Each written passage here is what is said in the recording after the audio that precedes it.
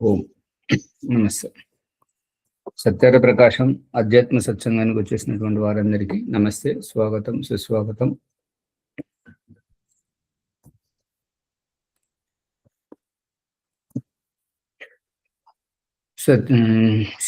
సత్యార ప్రకాశం శిష్టాసముల్లాసం 120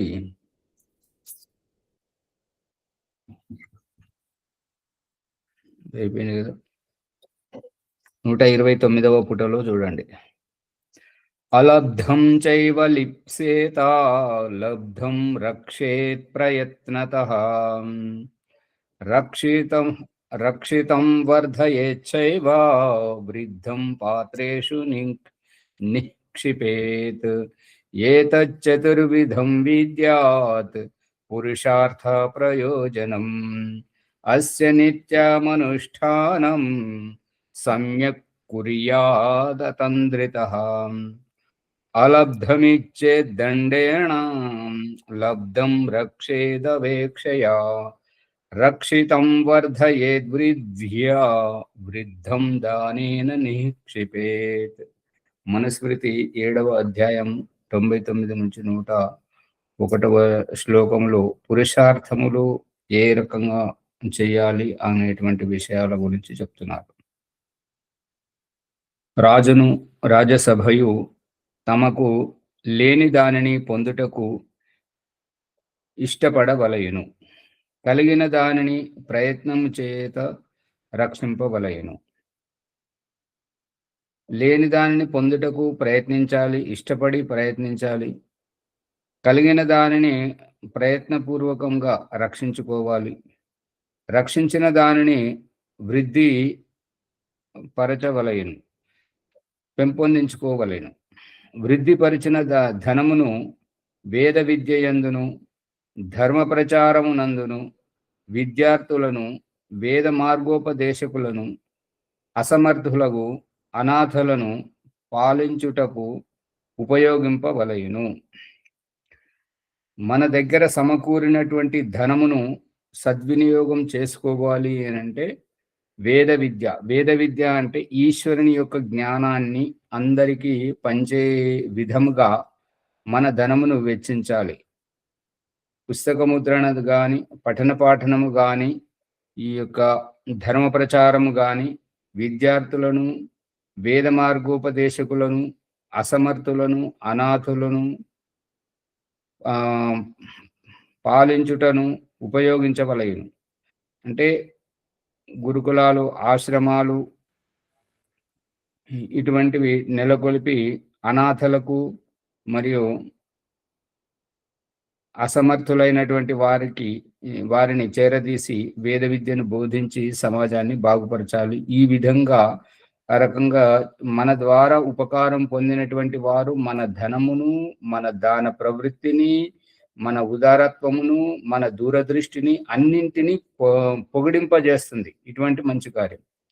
ఇక అపహరించినప్పుడు నిందింపజేస్తుంది. అందుకని అపహరించడం కాకుండా అదే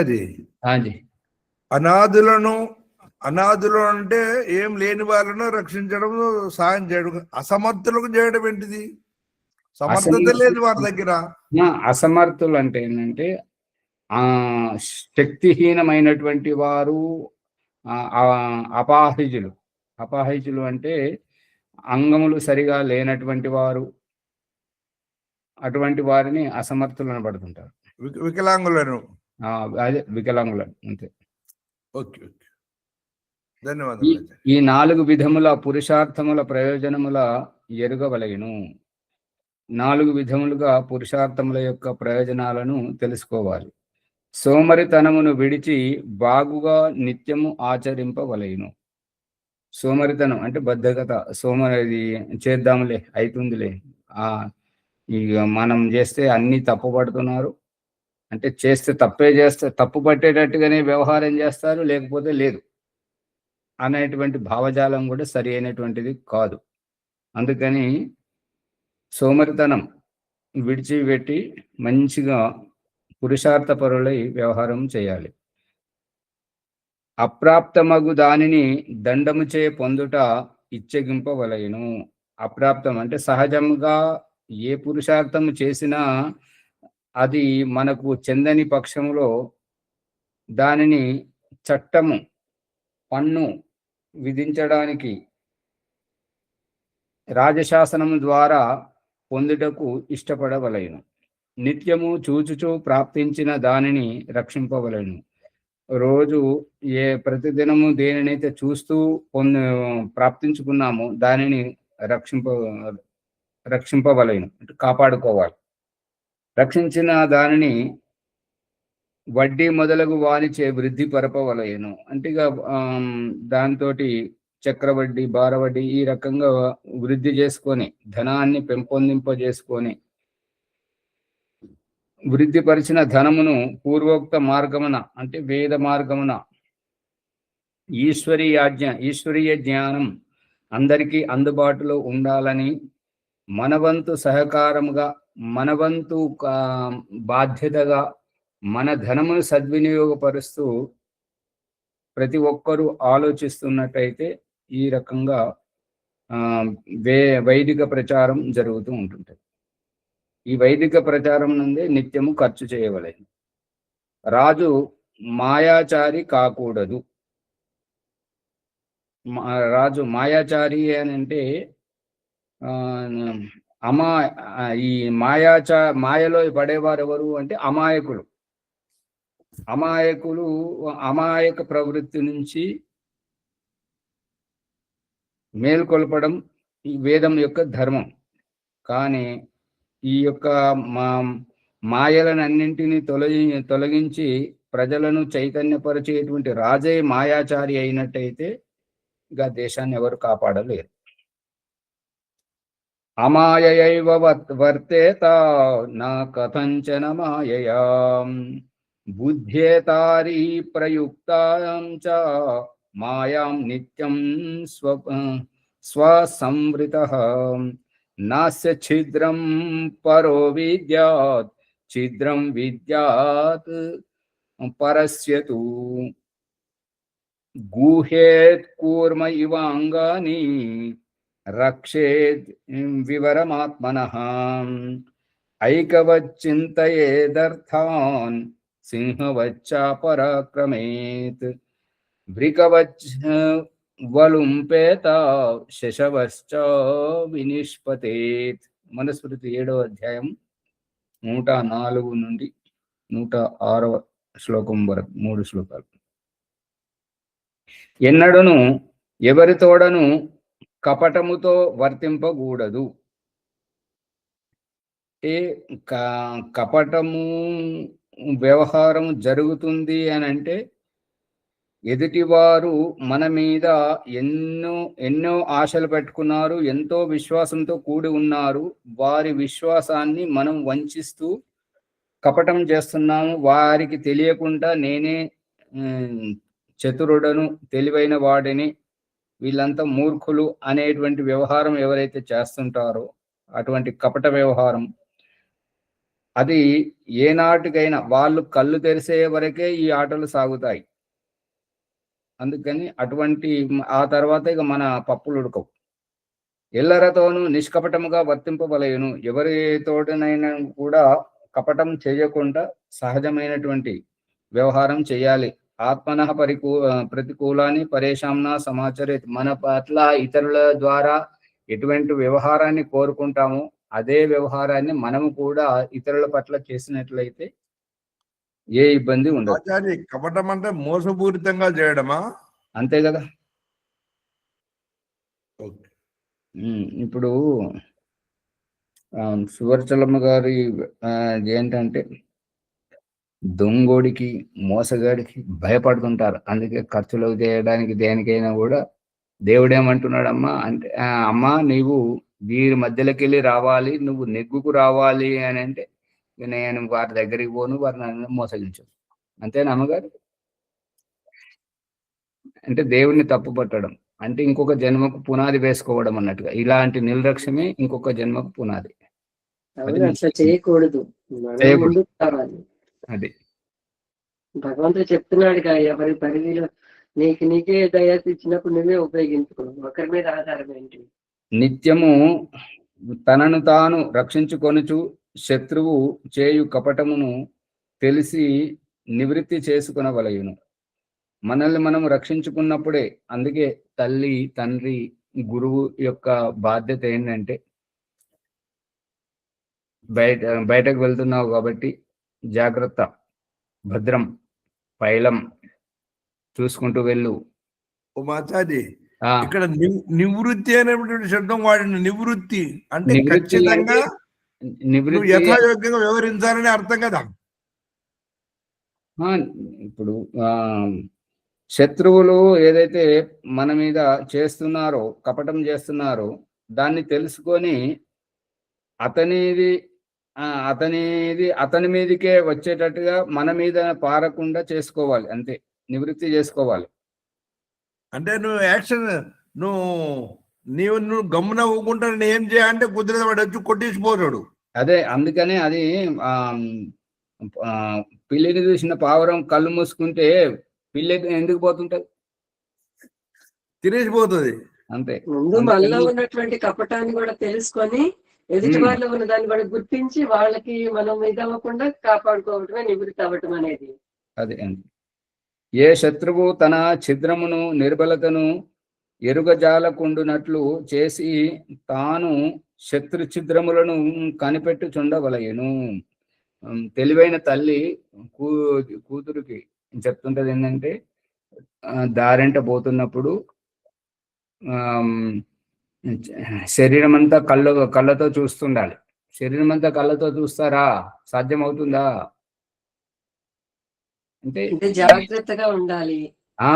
వెనుకవరు వస్తున్నారు, మనల్ని ఎవరు వెంబడిస్తున్నారు, మన దగ్గరికి ఎవరైనా వస్తున్నారా అనేటువంటిది కనిపెట్టుకుంటూ చాలా తెలివిగా ప్రవర్తించాలని. ఆచార్య గమనించుకోవడం అంతే. ఇప్పుడు మనము అప్పుడప్పుడు పోతూ ఇట్లా తిరిగి చూసామనుకోండి, ఈ పక్క ఆ పక్క చూసుకున్నామంటే మన వెంట వచ్చేవాడు అమ్మో చూస్తుందని చెప్పేసి తన దారి తాను వెళ్ళిపోతాడు. ఓ మాజా, ఇది ఒక పురుషులకేనా స్త్రీలకేనా పురుషులకేనా ఇది? అంటే తారతమ్యం ఏముందండి, అందరికీ కదా, స్త్రీ పురుషులు అనేది. ముని గారు, పురుషులకేనా స్త్రీలకేనా పురుషులకు కాదా అని అంటే, స్త్రీలు కొంచెం మెతక స్వభావం కలిగి ఉంటుంటారు. మళ్ళీ ఆభూషణాలు వచ్చాయి, నమ్మక ద్రోహం చేసే వారికి అక్కడ ప్రయోజనం ఉంది కదా, ఆభూషణాలు దొంగతనం చేయడం అనేది. ఆభూషణాలు ఉంటాయి కనుక ఎక్కువ జాగ్రత్త ఉండాలి పురుషులు, అంతే. స్త్రీలు మళ్ళీ ఇంకోటి, ఎవరి శీలాన్ని వారు కాపాడుకుంటే మన జరగాల్సింది ఏది జరుగుతుంటుంటది, కానీ మన ప్రయత్నం మనం చెయ్యాలి అనేది అక్కడ అభిప్రాయం, అంతవరకు. అదే ఇక్కడ వాడు చెప్తారు కదండి, ముల్లిపోయి అరిటాకు మీద పడ్డా, అరిటికాకు ముల్లి మీద పడ్డా కూడా అందులో నష్టపోయేది అరిటాకు. అంటే స్త్రీ జీవితం అటువంటిది అనేది. అందుకని తాబేలు తన అంగములను గుప్తముగా ఉంచునట్లు శత్రువులు ప్రవేశింపగల ఛిద్రములను గుప్తముగా ఉంచవలెను.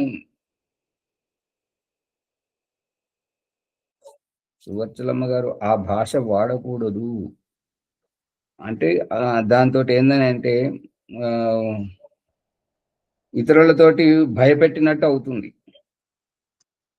భయపెట్టకూడదు, ప్రోత్సాహం ఇవ్వాలి, ఆత్మనిర్భరతగా ఉండేటట్టుగా,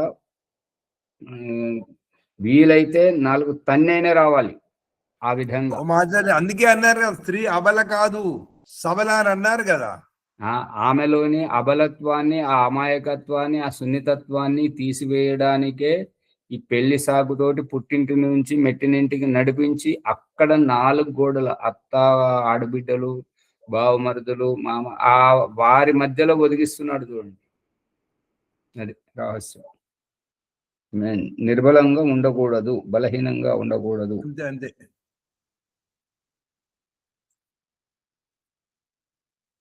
తాబేలు తన అంగములను, ఏదైనా ప్రమాదం వచ్చినప్పుడు తన బొచ్చ కిందికి ఏ రకమైతే తలను, కాళ్ళను ఏ రకమైతే లోపలికి ముడుచుకుంటుందో ఆ విధంగా ఏదైనా ప్రమాదం వచ్చినప్పుడు కోడి కీ మనం ఏదైనా ఒక శబ్దం చేసినప్పుడు పిల్లలు దూరంగా ఉన్నటువంటివి అన్ని వచ్చి రెక్కల కింద దాక్కుంటాయి.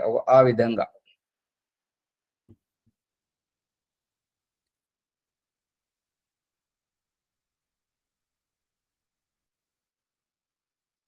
శత్రువులు ప్రవేశింపగల ఛిద్రములను గుప్తముగా ఉంచవలను. గుప్తముగా అంటే ఎవరికి తెలియకుండా రహస్యంగా. అయ్యో,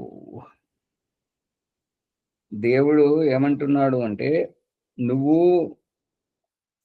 ఈ సమాజంలోంచి బయటకు రావాలి. ఈ సమాజంలో దొంగలు, నమ్మక ద్రోహులు, మంచి విద్వాంసులు, పండితులు, హత్య చేసే మోసగాళ్ళు అందరు ఉంటారు. అందరిలోంచి నువ్వు నెగ్గుకో రావాలి. అది అభిప్రాయం. అంతే. అంతేగాని కళ్ళు మూసుకొని రహస్యం అంటే ఏంటిది ఆచార్య? ఇక్కడ రహస్యం అంటే రహస్యం అంటే మన దీని ఉద్దేశం ఏంటంటే మన బలహీనతలు ఎదుటి వారికి చూపెట్టుకోకూడదు.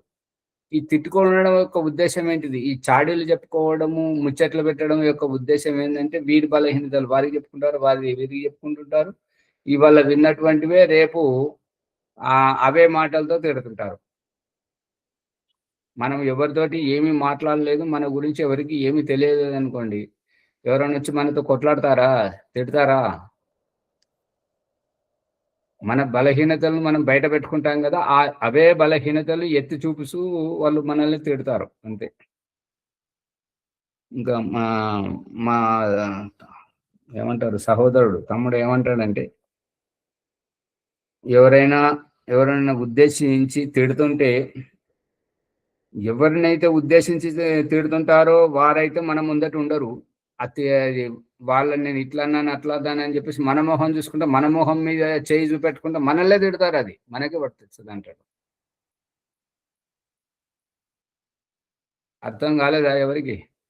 తిట్టే ఉద్దేశం వేరే వాళ్ళది, అదే డైరెక్ట్ గా వాళ్ళది తిట్టడమే. అంటే ఎవరైతే తిడుతున్నారో వారు అక్కడ లేరు కదా, మనం ఉన్నాం కదా వారి ముంగట.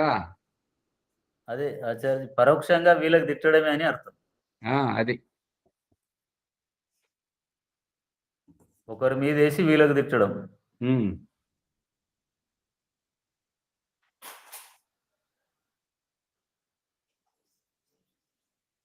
కొంగ ధ్యానావస్థితమై ఉండి చేపలను పట్టుటకు వేచి చూచునట్లు అర్థ సంగ్రహమును గూర్చి విచారించుచుండవలయును. అంటే ఈ కొంగ ధ్యానావస్థితమై ఉండి ధ్యానంలో ఉన్నట్లుండి చేపలను పట్టుటకు ఎదురు చూస్తున్నట్లుగా అర్థ సంగ్రహాన్ని సమయం సందర్భాన్ని బట్టి ఎలా సంపాదించాలని విచారిస్తూ ఉండవలేను. ఈ కొంగ ధ్యానం గురించి రామాయణంలో కథ వస్తుంటది. ఏంటంటే అయోధ్య విడిచిపెట్టి రాముడు, లక్ష్మణుడు, సీత సరయూ నది తీరమును దాటి పోతున్నప్పుడు ఆ నది తీరమున నదికి నీటి అంచున కొద్దిగా నీళ్లు ఉన్నాయి కదా, అక్కడ బురదగా ఉంటుంటది. కాబట్టి అక్కడ ఒక కొంగ ఒంటి కాలు మీద నిలబడి కళ్ళు మూసుకున్నదండి. దాన్ని చూసి పశ్యలక్ష్మణ పంపాయాం భకః పరమ ధార్మిక అని అన్నాడంట. అంటే చూడు లక్ష్మణ, చూడు, అంత బురద కంపు మట్టిలో ఉన్నా కూడా, కంపు కొడుతున్నటువంటి ఆ బురదలో ఉన్నటువంటి కొంగ కూడా తను ఉన్న చోటనే ఒంటి కాలు మీద నిలబడి కళ్ళు మూసుకొని తపస్సు చేస్తుంది అని అంటే, దానికి సమాధానం అదే బురదలో ఉన్నటువంటి చేప ఏమనిస్తుందంటే, భగః కిం వర్ణ్యతే రామ తేనైవ నిష్కులి భూతోహం. ఆ కొంగను ఏమి పొగుడుతున్నావు రామయ్య? నీ వలనే నేను కూడా అది నిజంగానే ధ్యానం చేస్తుందని చెప్పేసి మోసపోయే వంశరహితంగా మిగిలిపోయాను, ఒంటరిగా మిగిలిపోయాను. అదే అంటే ఏంటంటే అది ధ్యానం చేస్తుంది కదా అని చెప్పేసి పరమ భక్తిపూర్వకంగా ఉన్నది కదా, దేవుడు ఎక్కడున్నాడో మనకు తెలియదు, కానీ తపస్సు చేస్తున్నటువంటి ఈ కొంగకు ప్రదక్షిణ చేస్తే మనకు పుణ్యం వస్తుందని చెప్పేసి ఆ చేపలన్నీ దాని చుట్టూ తిరిగితే ఎనుకున్న చేపను మాత్రమే తినేది. ఆ ఎనుకున్న చేపను తినడం వల్ల ముందున్న చేప కొంగ ఏం చేస్తుందో తెలియకపోయేది. అవి ఆ రకంగా అన్ని వంశమంతా పోయి ఒక్కటే చేప మిగిలింది. అంటే దొంగ ధ్యానం అన్నట్టు ఆచార్య. అంతే కదా మరి. అంటే అవకాశవాదం, నమ్మించి మోసం చేయడం అంతే. అంటే మన రహస్యాలను తెలుసుకొని మననే దెబ్బ కొట్టడం అన్నమాట. అంతే కదా ఆచార్య? దొంగ దెబ్బ. ద్రవ్యాది ఈ రకంగా అంటే ధనము ఏ రకంగా సంపాదించాలి, ఎట్లా సంపాదిస్తే ధనము వస్తుంది అనేటువంటి అవకాశాన్ని చూసుకొని, ఎప్పుడైతే ధనం సంపాదించే అవకాశం దొరికినప్పుడు దాన్ని వదులుకోవద్దు అనేది సారాంశం. ద్రవ్యాది పదార్థములను బలమును వృద్ధిపరుచుకొని శత్రువును జయించుటకు సింహం వలె పరాక్రమింపవలయును. ద్రవ్యము వంటి పదార్థములను బలమును వృద్ధిపరుచుకొని అంటే పెంపొందించుకొని శత్రువును జయించుటకు సింహం వలె పరాక్రమింపవలయును. ఇక ఎక్కువ బలమును చేకూర్చుకొని శత్రువుకు ఎట్లా అతనికి ఎదుర్కోవలేను అంటే అతడు ఊహించని విధంగా మనం ఎదుర్కోవాలి. ఇది సింహం ఉదాహరణ చెప్తున్నాడు. ఏంటంటే సింహము తాను ఆక్రమిస్తున్నప్పుడు ఎదుటి పశువుకు తప్పించుకోవడానికి కూడా అవకాశం ఇవ్వదు. ఆ విధంగా చిరుతపులి వలె పొంచి ఉండి శత్రువులను పట్టవలయును. ఇక చిరుతపులి ఎట్లా చేస్తుంటది అని అంటే ఎలుక ముందు పిల్లి ఎట్లా చేస్తుంటుందో ఆ రకంగా నక్కి నక్కి నక్కి నక్కి దగ్గరికి పోయిన తర్వాత ఎగిరి అమాంతం దూకుతుంటది. అట్లా తోడేలు వలె చంపవలయును.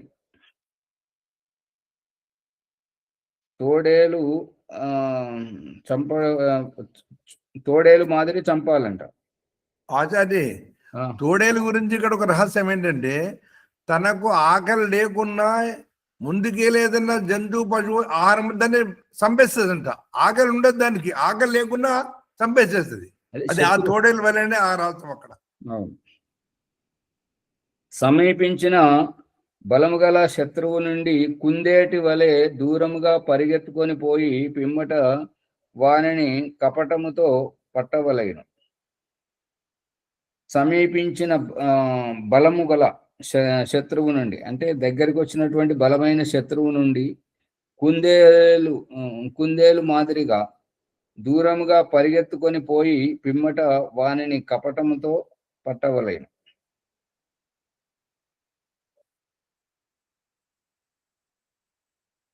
ఈ సింహంను చంపింది కుందేలు, తెలుసా కథ? తెలుసు. సింహము కుందేలు బాయిల పడేస్తే కదా. అది మరి ఒకసారి చెప్పండి ఆచార్య, అందరు వింటారు.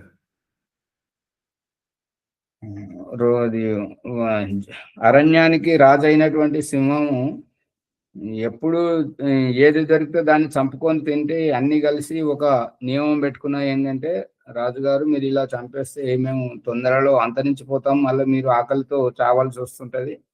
అందుకని రోజుకొక జాతి చొప్పున రోజుకొకటి వచ్చి మీకు ఆహారంగా సమర్పించుకుంటుంటది. అప్పుడు మీకు వేటాడే శ్రమ ఉండదు. మరియు ఇంకా చాలా కాలం వరకు మేము కూడా మా సంతతితోటి అభివృద్ధి చెంది మీకు ఎప్పుడు ఇబ్బంది కలగకుండా చూసుకుంటామంటే సరే అని చెప్పేసి సింహం అంటుంటది. ఇక అన్ని వంతుల వారిగా ఒక్కొక్కటి వస్తున్నప్పుడు ఒకరోజు కుందేలు వంతు వచ్చేసరికి అది మెల్లగా వస్తున్నది. దీని సింహానికేమో ఆకలి అవుతుంది. ఈ యొక్క కుందేలు ఉన్నదే చిన్నగా, మళ్ళీ అది కూడా మెల్లగా వస్తుంది. మెల్లగా వస్తుంది అంటే అది రోజు నీళ్లు తాగేదానికి పోయేటప్పుడు అక్కడ ఒక బావి ఉండేది అనమాట. ఆ బావిలో నీళ్లుండి కానీ అందకపోయినా కూడా తన ముఖం తనకు కనబడేది అనమాట. అది ఒకరోజు తెలుసుకున్నది, ఓహో దీంట్లో మన బొమ్మనే కనబడుతుంది కదా అని చెప్పేసి అనుకొని సింహం దగ్గరికి భోజనంగా మెల్లగా వస్తుంటుంటది అన్నట్టు.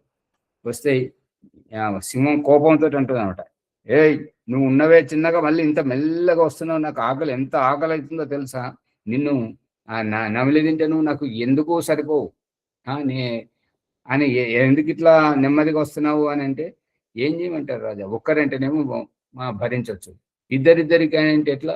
ఇప్పుడు నేను వస్తుంటే ఇంకొక సింహం నాకు ఎంటబడితే నేను మా రాజుగారికి మాట ఇచ్చాను, మా వన్యప్రాణులన్నీ మాట ఇచ్చాయి, ఆ వంతు ప్రకారం నేను అక్కడికి వెళ్ళాలంటే నాకంటే పెద్దాడు మీ రాజు, ఇటు పిలుచుకరా, నన్ను జయించినప్పుడే మీ రాజు గొప్పవాడని అనిపిస్తుంటాడు అని చెప్పేసి నన్ను రానియలేదు.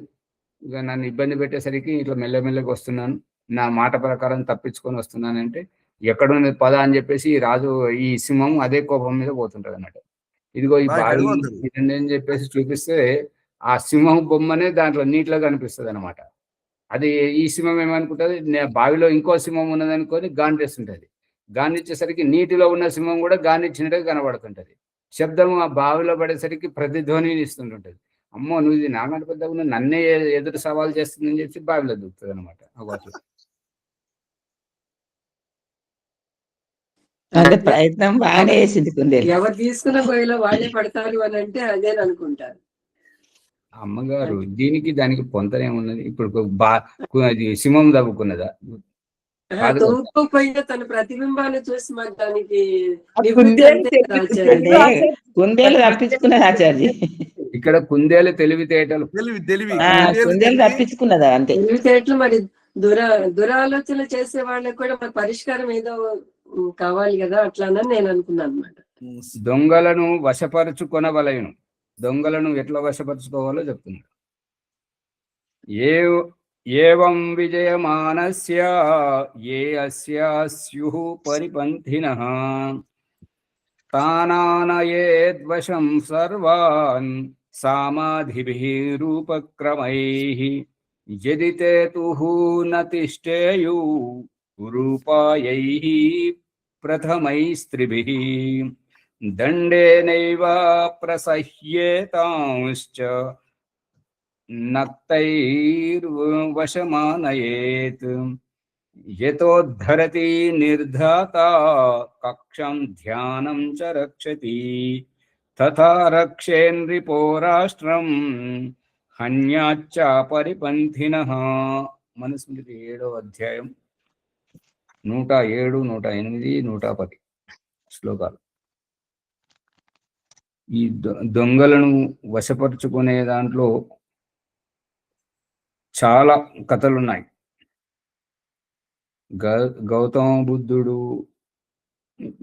గౌతమ బుద్ధుని జీవితంలో అంగుళిమాల్ అక్కడికి వెళ్ళి వచ్చిండు. రత్నాకరుని జీవితంలో వాల్మీకి వచ్చిండు. మరియు చాలా మంది ఉన్నారు.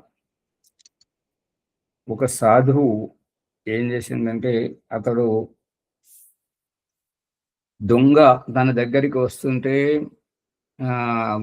రోజు ఊర్లోకి వెళ్ళి భిక్షాటన తీసుకొని వస్తుంటే రాజుకు అది రాజభవనం పక్క నుంచి వెళ్తుంటే మహారాణి గారికి వారికి భిక్ష చేయాలని కోరిక పుట్టేసరికి మరి అతని దగ్గర ఒక చిప్ప ఉన్నది. ఆ చిప్పను చూస్తే అతనికి ఆవిడకు నచ్చలేదు.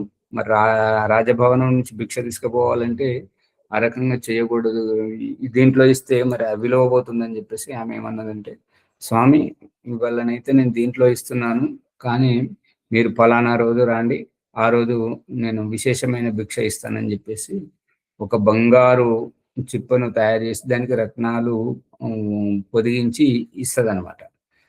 ఇస్తే ఎప్పుడైతే రోజు ఈ భిక్ష ఇంటింటికి తిరిగి భిక్ష ఆడుకునేటప్పుడు ఈ చిప్ప అందరూ చూస్తుంటారు, ఏ ప్రత్యేకత లేదు.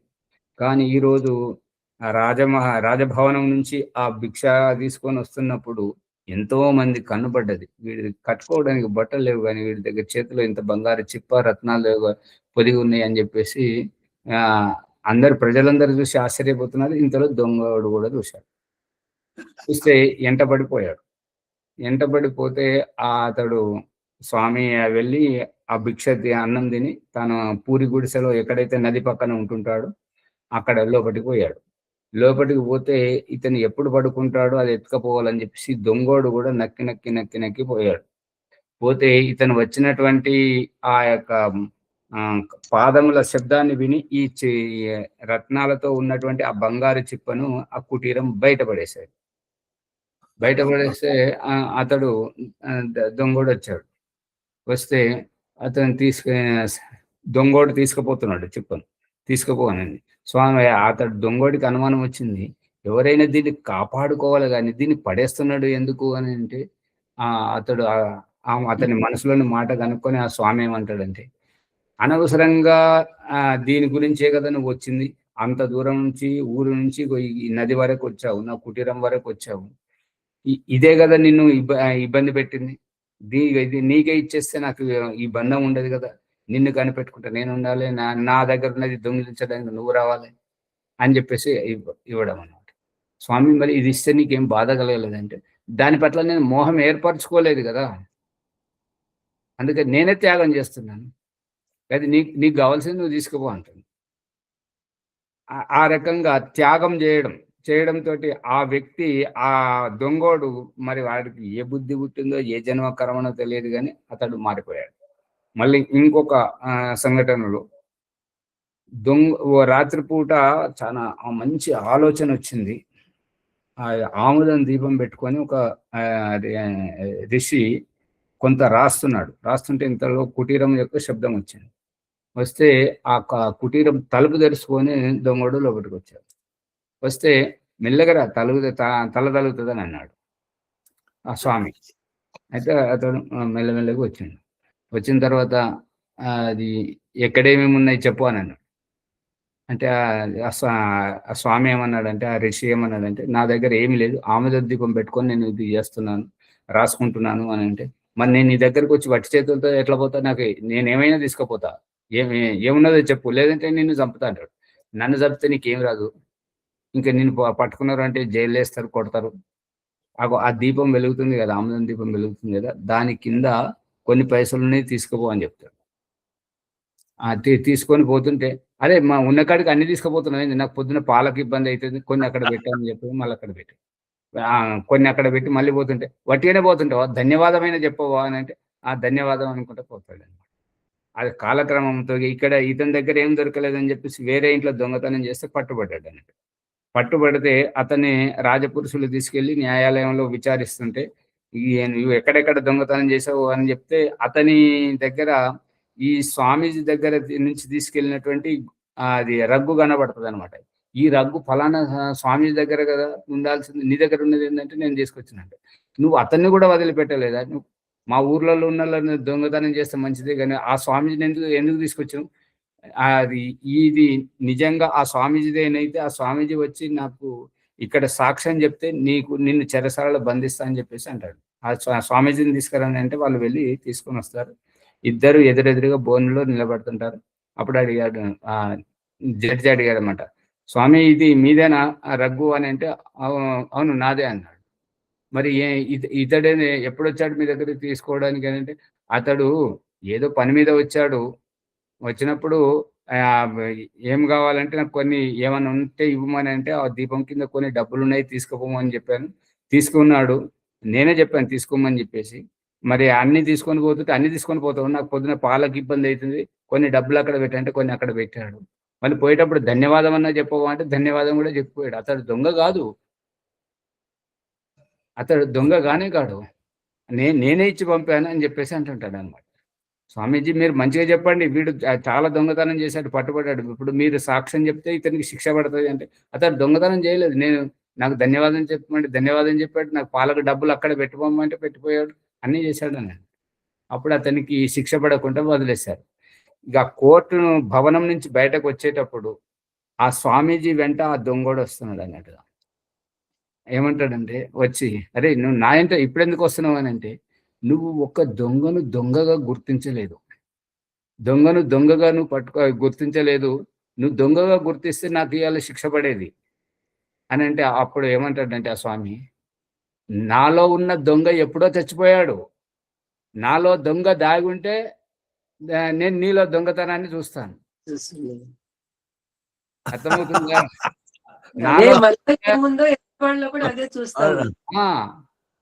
నాలో దొంగ చచ్చిపోయాడు, కాబట్టే నేను నీలో దొంగ నాకు కనబడలేదు బా. అని అంటే, అప్పుడు ఆ దొంగతనం చేసిన వాడు ఏమంటాడంటే, ఇక నువ్వు ఏ దారిన పోతుంటావు, ఇక నేను వస్తున్నప్ప, నన్ను తీసుకెళ్ళి నేనేంట అంటాడు. అంటే ఇవన్నీ వదిలేయాలంటే వదిలేస్తా, ఇక అయిపోయింది. ఇక నువ్వు అక్కడ కోర్టులో సాక్ష్యం చెప్పినావు కదా, నేను దొంగను కాదని చెప్పేసి, ఇక మళ్ళీ నేను దొంగతనం ఎందుకు చేస్తావు?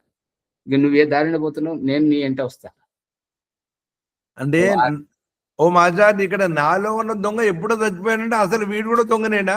ఆహా, స్వామీజీ ఏమన్నాడంటే, నాలో ఉండే దొంగతనం చేసే ప్రవృత్తి నాలో లేదు కాబట్టి నేను ఎవరిలో దొంగ ప్రవృత్తిని నేను చూడలేదు, నాకు కనబడదు. అదేనండి, మనలో ఏముందో ఎదుటి వాళ్ళలో ఎక్కువగా అదే చూస్తుంటాం కదా, అందరూ మంచివారే అనేటటువంటిది అన్నమాట భావజాలం. కానీ మీరు చెప్పినటువంటి ఈ పదజాలం ఎట్లుందంటే, నాలో ఉన్న దొంగ ఎప్పుడో చచ్చిపోయిండు అని అన్నప్పుడు ఇంతకుముందు ఈయన కూడా దొంగ కూడా అవునా అని వస్తుంది కదా. ఇప్పుడు జన్మాంతరంగా ఉండేటువంటి అప్పుడు ప్రతి ఒక్కరూ ఏదో రకంగా అబద్ధాలు ఆడము, ఎవరి వస్తువులు వాడుకోవడం అదే చేస్తుంటారు కదా. ఆ దొంగ ప్రవృత్తి నాలో చచ్చిపోయింది ఇప్పుడు, కాబట్టి నాకు దొంగలో కూడా దొంగ ప్రవృత్తి కనబడదు. ఎవరు అంటే నాలో లేదు అది అనుకుంటాడు ఆచార్జీ. నాలో దొంగతనం అనేది లేదు, నాకు తెలియదు అన్నట్టు. నాలో లేదు కాబట్టి అక్కడ అంటే ఆ ప్రవృత్తి నుండి తాను తెలుసుకున్నాడు దోషము అనేటటువంటిది, వదిలిపెట్టాడు. కాబట్టి ఇతనిలో కూడా మంచితనాన్ని చూడడం వల్లనే ఇతను కూడా గుర్తించబడ్డాడు. ఇక్కడ జరుగుతున్నది ఏంటంటే, తనలో అటువంటి ఆశలు ఉన్నట్టయితే తను కాపాడుకునేవాడు కదా. నువ్వు ఒకటి దొంగడు ఇక్కడికి వచ్చిన నీ తంతా ఇది చేస్తా అది చేస్తా అని కొట్లాడలేదు కదా. అవును, అది ఎక్కడ ఉన్నాయి డబ్బులు అంటే అక్కడ ఉన్నాయని చెప్పాడు. చాలా గొప్పగా నీతి ఉంది ఆచార్య, చాలా చాలా ఇది అందరికి విశేషమైన నీతి ఉన్నది ఇలా. ఆ సాధువులో కూడా ఎంతో మంచితనం ఉన్నది, దొంగలో ఎంత మంచితనం, దొంగ ఏ విధంగా మారిండు, చాలా గొప్ప ఉన్నది. మళ్ళీ ఇక రత్నాకరుడు దగ్గరికి వస్తే, రత్నాకరుడు ఆ ఋషుల దగ్గరికి పోతే దారి దోపిడిగా దారి నుండి వస్తున్నటువంటి ఆ ఋషులను మీ దగ్గర ఏమున్నది అని, లేదంటే చంపేస్తాం అని అంటే, మమ్మల్ని చంపిస్తే నీకేమొస్తుంది, చంపి ఏం చేస్తావు అని అంటే, మీ దగ్గర ఉన్నాయన్నీ దోసుకొని పోయి మా కుటుంబ పోషణ చేసుకోవాలి కదా, మా భార్య పిల్లలను చూసుకోవాలి కదా అని అంటాడు. మరి ఇప్పుడు మమ్మల్ని చంపినందుకు మేము తపస్సు చేస్తుంటాం, మమ్మల్ని చంపినందుకు నీకు పాపం కలుగుతుంది కదా, మరి దానికి శిక్ష పడుతుంది కదా. ఇప్పుడు మమ్మల్ని చంపి సంపాదించిన దాంతో మీ కుటుంబ పోషణ చేస్తున్నావు కదా, మరి మమ్మల్ని చంపినందుకు దేవుడు నిన్ను శిక్షిస్తే ఆ శిక్ష కూడా మీ తల్లిదండ్రులు మీ భార్య పిల్లలు పంచుకుంటారేమో అడుగురాపో అని అంటే, అక్కడికి పోతే భార్య అంటది, నేనెందుకు పంచుకుంటాను, నువ్వు తెచ్చి పెడితేనే వండి పెడతా అంతే, నువ్వు తేకపోతే నేను అట్లా ఉంటుంటది. నీ పాపం నాకెందుకు, నువ్వు చేసుకునే పాపం నువ్వు అనుభవించు, నేను నీతోటి కలిసి ఉంటానని చెప్పాను కానీ నీ పాపం పంచుకుంటానని నీ ప్రతిజ్ఞ చేయలేదు కదా పెళ్లిలో అని అంటారు. ఇప్పుడు తల్లి దగ్గరికి పోతే అంటే, నేను నవమాసాలు మూసి కన్నారా నాయన, మరి అది అన్నది కాక ఇంకా నీ పాపాన్ని కూడా నేను అనుభవించాలా అని.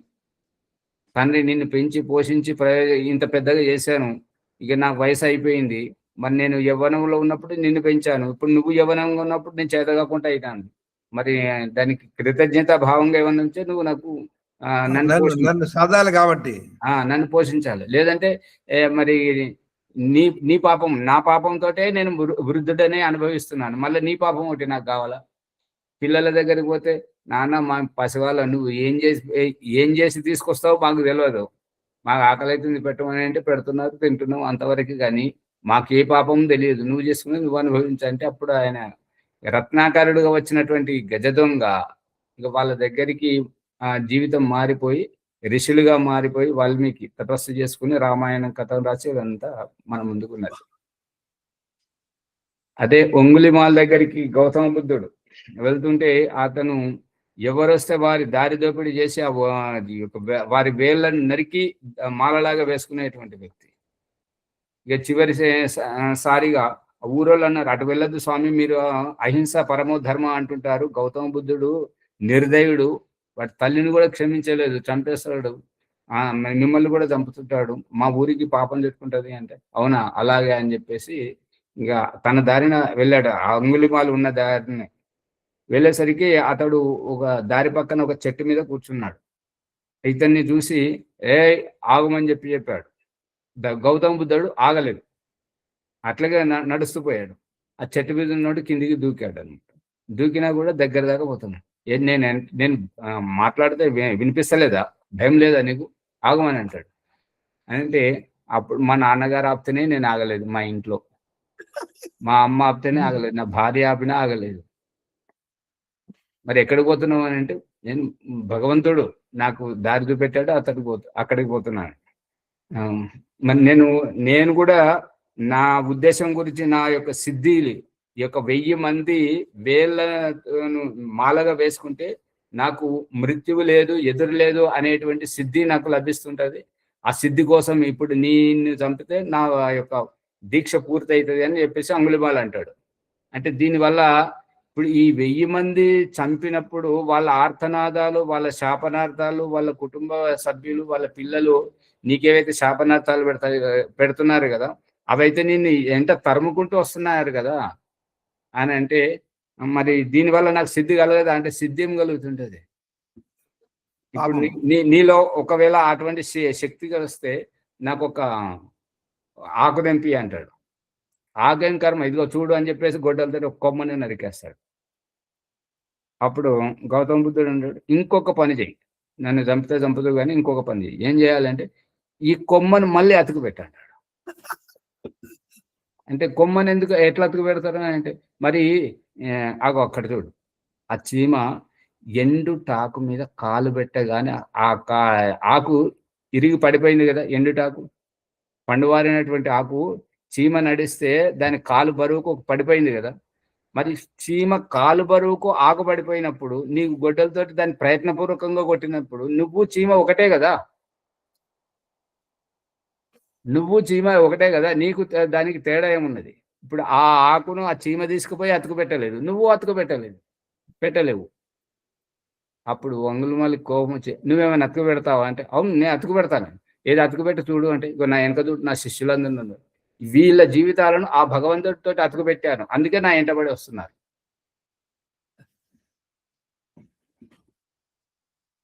అర్థమవుతుందా?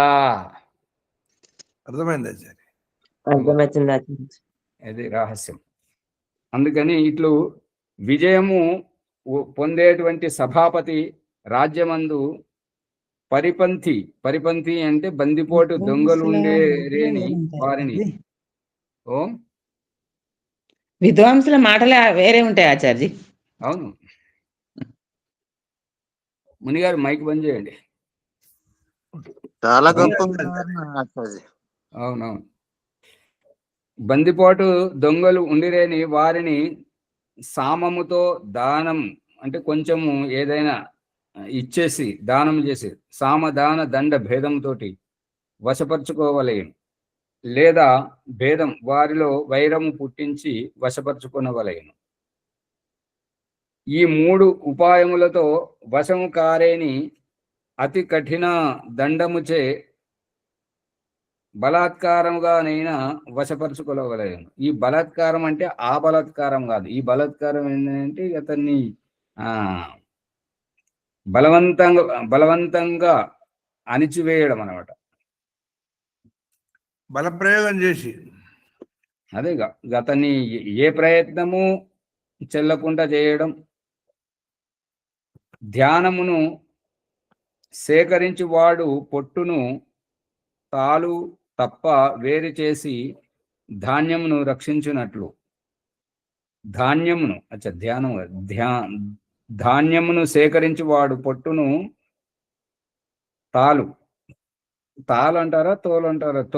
పొట్టు తాలే అంటారు సరే. అంటే దాని లోపల తాలే అంటారా? తాళంటే గట్టితనం లేనిదా ఆచార్జీ? దీన్ని గ్రామీణ భాషలో తర్రలు అంటారా? తర్రలు, పొట్టు తాళ అంటారు ఆచార్జీ. దానిలో బలం లేదు తాళ.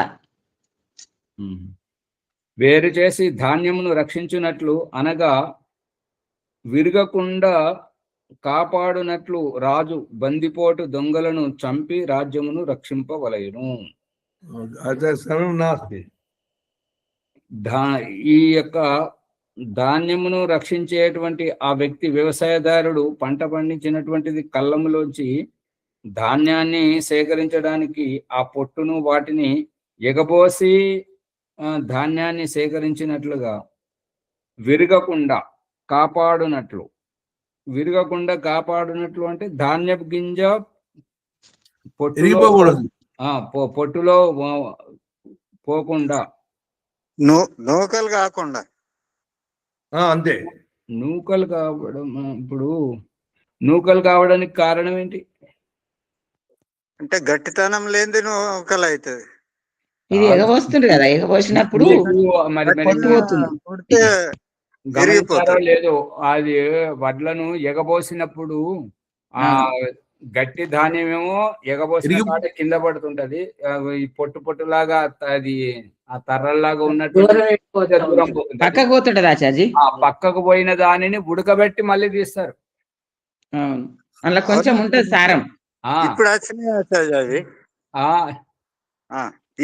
ఇంతకుముందు లేకుండే కానీ ఇప్పుడు వచ్చిందేమో అట్లా. అది ఎందుకు పూర్వం నుంచే ఉన్నది. నేనైతే 40-50 సంవత్సరాల నుంచి చూస్తున్నా. ఎట్లా ఉడకబెడతారు ఆచార్య? అది మీదకి పైకి లేస్తుంటది నీళ్ళ మీద.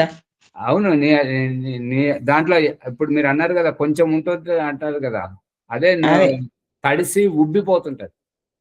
వేడి నీటిలో బరువెక్కుతుంది. అవును, సమయం అయిపోయింది. ఈ రకంగా బందిపోటు దొంగలను చంపి రాజ్యంలో రక్షింపవలయను అంటే బందిపోటు దొంగల ద్వారా రాజ్యం మీద, ప్రజల మీద ఎటువంటి ఒత్తిడి కాకుండా, వాళ్ళకు తెలియకుండానే వీళ్ళను, ఈ బందిపోటు దొంగలను చంపి రాజ్యంలో రక్షింపవలేను అనేది సారాంశం. నమస్తే. ఆచార్య ఓంప్రకాష్ గారికి ధన్యవాదములు. ఆధ్యాత్మిక విద్య జ్ఞానగంగా సత్సంగంలో ఉన్నాం మనము. సత్యప్రకాశము 6వ సముల్లాసం లోపల రాజు మాయాచారి కాకూడదు, తర్వాత మనము దొంగలను ఎట్లా వశపరుచుకోవాలి, ధనాన్ని ఏ విధంగా సేకరించాలి, పురుషార్థం ఏ విధంగా చేయాలి అనేటువంటి చాలా లోతైనటువంటి సమాచారాన్ని ఈరోజు మనం తెలుసుకుందాము. తర్వాత దొంగలు ఏ విధంగా బాగుపడతారనేటువంటి 3-4 ఉదాహరణలు చాలా చక్కగా చెప్పాడు.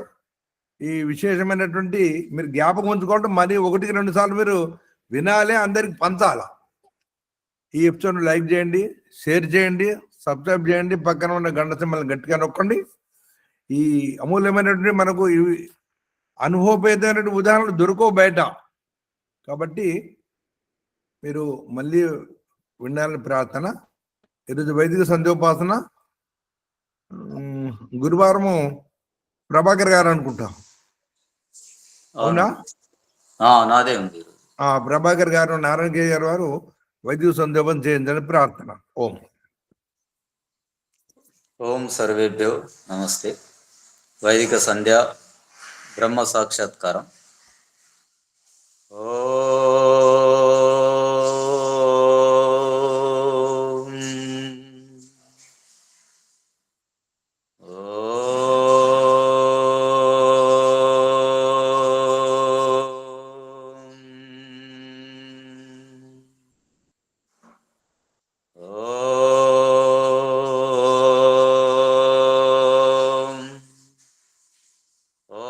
అమృతోపస్తరుణమసి స్వాహా.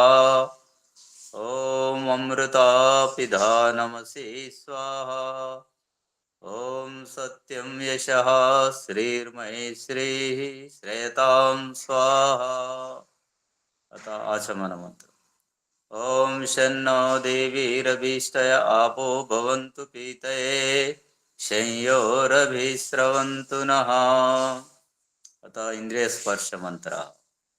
ఓం వాక్ వాక్, ఓం ప్రాణః ప్రాణః, ఓం చక్షుః చక్షుః, ఓం శ్రోత్రం శ్రోత్రం, ఓం నాభిః, ఓం హృదయం, ఓం కంఠః, ఓం శిరః, ఓం బాహుభ్యాం యశోబలం, ఓం కరతలాకరపృష్ఠే. అత మార్జన మంత్ర. ఓం భూ పునాతు శిరసి, ఓం భువః పునాతు నేత్రయోః, ఓం స్వః పునాతు కంఠే, ఓం మహః పునాతు హృదయే, ఓం జనః పునాతు నాభ్యాం, ఓం తపః పునాతు పాదయోః, ఓం सत्यं पुनातु पुनः शिरसि ॐ खं ब्रह्म पुनातु सर्वत्र तथा प्राणायाम मंत्र ॐ भूः ॐ भुवः ॐ सः ॐ महा ॐ जनः ॐ तपः ॐ सत्यं तथा अगमर्शन मंत्राः ॐ ऋतं च सत्यं च विद्धा तपसोऽध्यजायताम् ततो रात्र्यजायता ततो समुद्रादर्णवादधि संवत्सरो अजायताम् अहोरात्राणि विदधद्विश्वस्य मिषतो वशी या चन्द्रमसौ दाता यथा पूर्वमकल्पयत् दिवं च पृथिवीं चान्तरिक्षमतो स्वः ॐ शन्नो देवीरभीष्टया आपो भवन्तु पीतये संयोरभिस्रवन्तु नः ता मनसा परिक्रमा मंत्र ॐ प्राचीदिगग्निरधिपतिरसितो रक्षितादित्या इषवः तेभ्यो नमो अधिपतेभ्यो नमो रक्षितृभ्यो नमो ईशिभ्यो नमयेभ्यो अस्तु योऽस्मान् द्वेष्टियं वयं दिस्मस्तं वोजम्बे दद्मः दक्षिणादीन्द्रोऽधिपतिस्थिरच्चिराजे रक्षिता पितरैषवः तेभ्यो नमो अधिपतेभ्यो नमो रक्षितृभ्यो नमो ईशिभ्यो नमयेभ्यो अस्तु योऽस्मान् द्वेष्टियं वयं दिस्मस्तं वोजम्बे दद्मः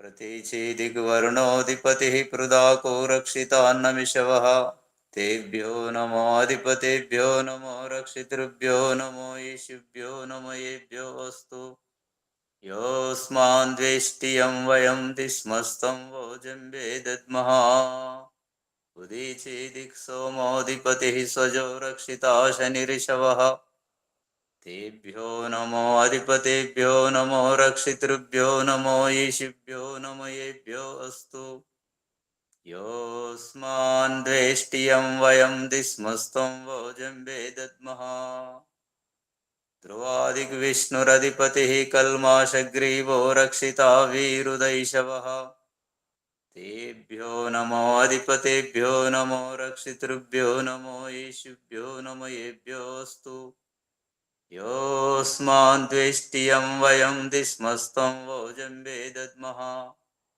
ऊर्ध्वादिग्बृहस्पतिरधिपतिः श्वित्रो रक्षिता वर्षमिषवः तेभ्यो नमो अधिपतेभ्यो नमो रक्षितृभ्यो नमो ईशिभ्यो नमयेभ्यो अस्तु योऽस्मान् द्वेष्टियं वयं दिस्मस्तं वोजम्बे दद्मः